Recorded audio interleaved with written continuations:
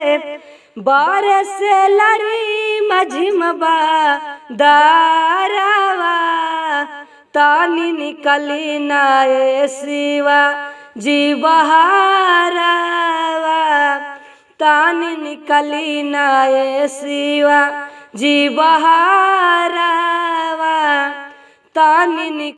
नमस्कार दोस्तों, जय भोलेनाथ। वीडियो को शुरू से अंत तक जरूर देखिएगा क्योंकि बहुत ही बवाल मैटर है, बहुत ही अच्छा लगेगा।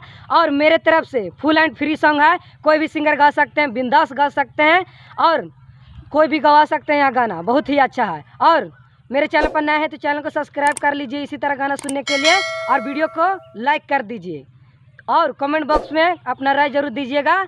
तो चलिए आप लोग गाना सुनाता हूँ जो मैं आज गाना लाया हूँ, तो सुनिए। चलिए सुनाता हूँ, सुनिए। देखिए दोस्तों, यही वह मुखड़ा है, बहुत ही लाजवाब सॉन्ग है, बहुत ही आपको अच्छा लगेगा सुनने में। तो सुनने में अच्छा लगेगा तो मेरे वीडियो को लाइक कीजिएगा, और आप मेरे चैनल पर नए हैं तो चैनल को सब्सक्राइब कर लीजिए इसी तरह गाना सुनने के लिए। तो चलिए मैं इसे डायरेक्ट डमी में सुनाता हूँ, ध्यान से सुनिएगा। तो चलिए मैं सुनाता हूँ, सुनिए।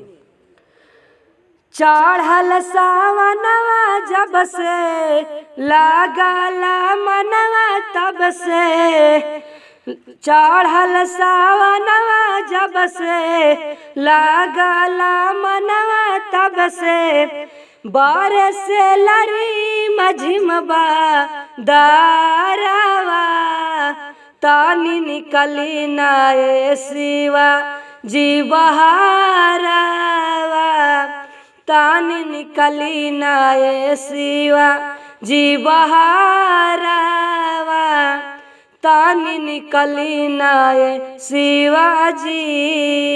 कैसा लगा? अच्छा लगा तो लाइक कीजिए।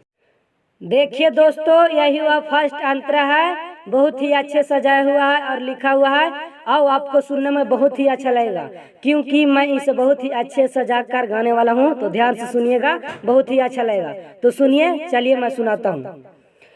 राहिले मंदिरवा में रौरा सब दिन हो, सबका प्यार तू बनैले रही है, बावे बेल के पातवा ले आईनी हसाथवा, देव घर में झालर लगैले रही है, आ गईल सावन केला हारावा तानी निकली नाए शिवा जी बहारावा तानी निकली नाए शिवा जी बहारावा तानी निकली नाए शिवा जी।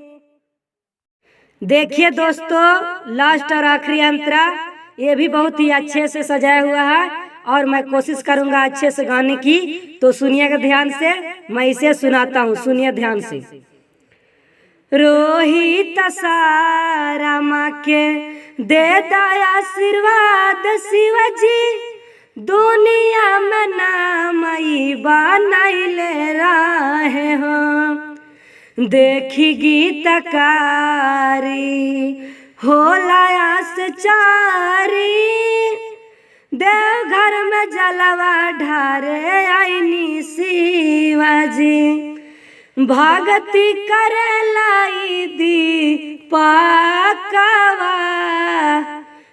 तानी निकली नाए शिवा जी बहारावा तानी निकली नाए शिवा जी बहारावा तानी निकली नाए शिवा जी।